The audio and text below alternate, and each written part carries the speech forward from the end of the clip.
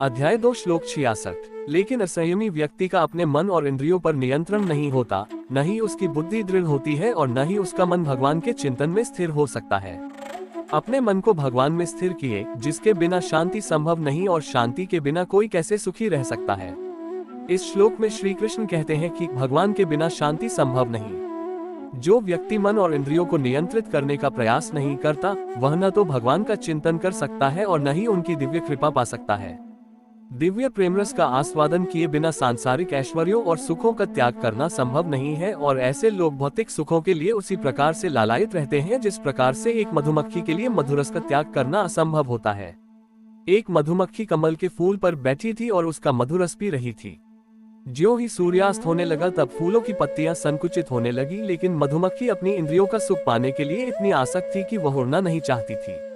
उसने सोचा, अभी फूल के संकुचित होने में बहुत समय है, इसलिए मैं और अधिक मधुरस पी सकती हूँ।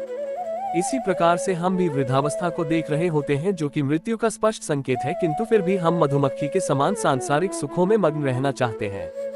थोड़े ही समय में अंधेरा होने पर फूल संकुचित हो गया और मधुमक्खी उसमें फंस गई।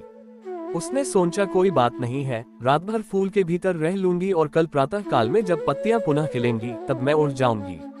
मधुमक्खी में लकड़ी को खोखला करने की शक्ति होती है, किंतु विषय के प्रति आसक्ति होने के कारण वह कमल के फूल की कोमल पत्तियों के भीतर चिपकी रहती है।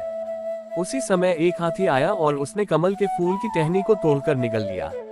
अब मधुमक्खी कमल के फूल के साथ हाथी के पेट में चली गई। फिर भी वह सोच रही थी, मेरा प्रिय कमल का फूल कहीं जा रहा है और मैं भी सहर्ष उसके साथ जा रही हूँ।